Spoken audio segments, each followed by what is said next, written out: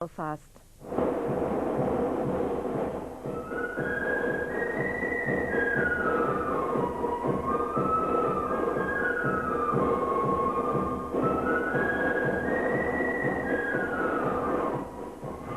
Welcome to the 12th on the Orange Order's commemoration of the 305th anniversary of the Williamite victory at the Battle of the Boyne in 1690. The Loyalist Prisoners' Welfare Campaign are at the front of the procession and say they have the agreement of the Orange Order and will walk as far as Tate's Avenue. Well, this was the scene in the Belfast city centre just after 10:30 this morning as the head of procession led the way to the field in Edenderry, where an estimated 16,000 Orange men will gather. Earlier, there was a significant air of tension in the wake of several confrontations over the last few days, most recently, of course, this morning's Ormeau Road residents' protest. A County Grand Lodge colour party departed for the field under the direction of Dawson Bailey, who for the last time carried the Harry Bird's memorial standards. County Grand Master Robert Salters was joined by the County Grand Lodge officers, as well as guests from Scotland, Canada, New Zealand and Ghana. The Junior Colour Party, representing the Ballymacarra district, displayed flags from Orange jurisdictions worldwide. They were supported by the Miller Memorial Flute Band, who have been parading with the county for over 20 years. Well, that was half an hour ago. Now you join us live on a day of considerable historical significance for the Orange Order as they celebrate and commemorate the 200th anniversary of their formation, which followed the Battle of the Diamond in County Armagh on the 21st of September 1795.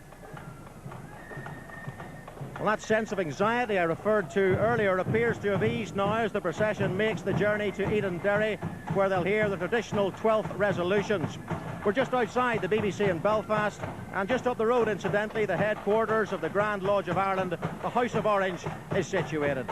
The 9 districts of the County Grand Lodge of Belfast, it was 10 until Districts 7 and 8 amalgamated recently, have a 5.5-mile walk from the city centre to the field. From here on the Dublin Road, they march into Shaftesbury Square, Bradbury Place, Lisburn Road, Balmoral Avenue, and then up the Malone Road for a 2:15 service of thanksgiving, which will be conducted by the Reverend William Malcolmson, the Deputy County Grand Chaplain.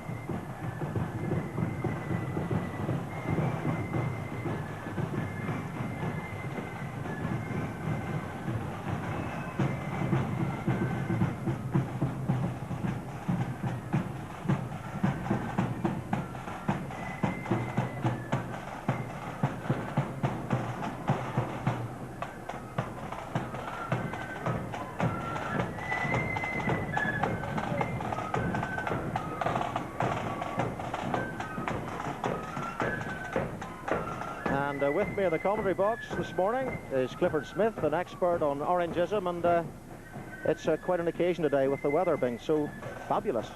Well, there are very few gentlemen in suits this morning. Most of the brethren are walking in their shirt sleeves.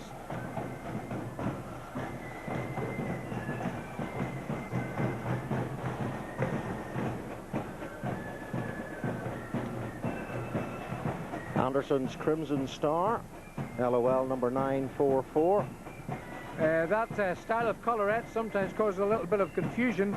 It looks remarkably like an apprentice boy's one, but the reason comes on the banner.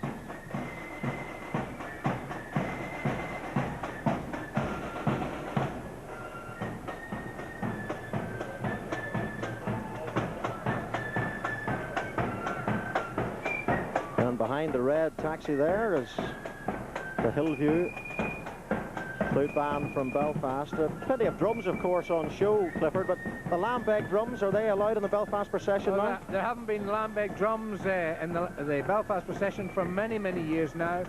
One of the reasons, of course, is the length of the procession, and the other reason is the pace that the Lambeg drummers walk at. Duke of Manchester's Invincibles following the parade down the Dublin Road here in Belfast, and a bit of an accident there. The camera, luckily for him, just missed, because he would have got a lot of abuse about that from the family. Not supposed to drop it. He knows it too. A lot of the brethren here have their flowers up on their collarettes. Just a little short break here on the Dublin Road. There's many thousands, well over 10, 15,000 marching today. So there's going to be the odd traffic jam, naturally. And there's a women's lodge here, Clifford, and of course growing by the day. Yes, a large number of women in their own association want to walk in the Orange Men's demonstration, and most Orange Men are most welcoming to this new development, and this ladies' lodge is very, very well turned out, as you can see. I believe the policy was introduced by some of the foreign Orange Order neighbours from the Southern Hemisphere.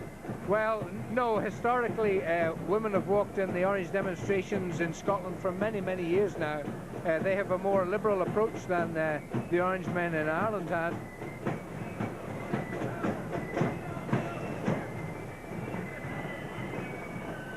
That's White Rock Temperance.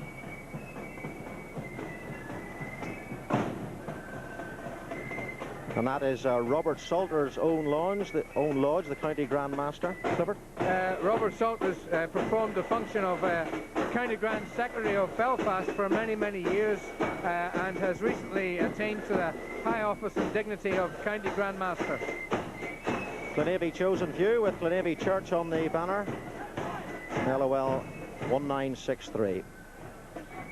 This reminds us that so many of the Belfast Orange Lodges had their roots in rural Ulster in the 19th century.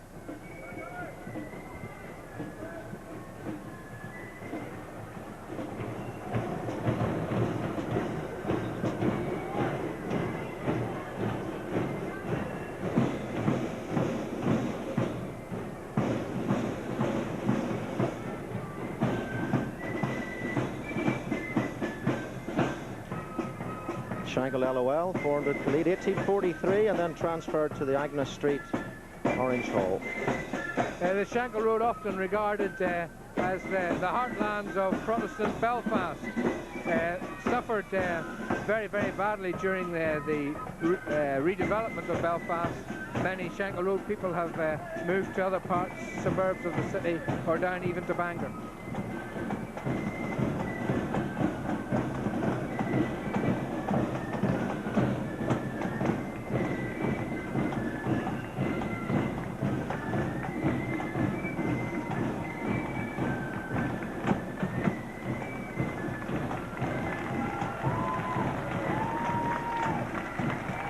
Ballinafie approaching Dublin Road, and there's a noticeable increase in the level of applause here for obvious reasons.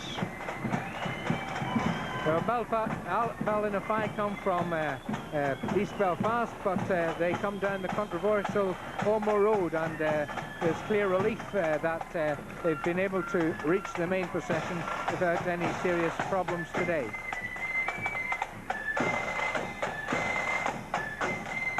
Yes, despite vigorous objections from the residents of the Lower Ormeau, they did walk their usual route to the City Hall this morning.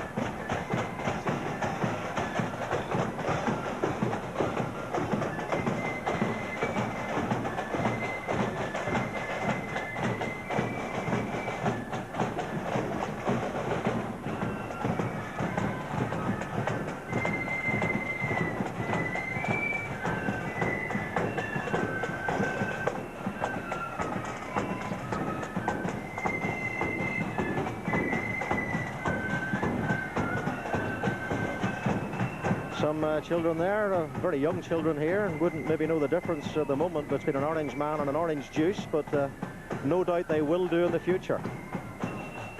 Well, as the poems of John Hewitt reveal, his little poem on the 12th of July and indeed on the 11th night, these demonstrations make an impact even on the young minds of children.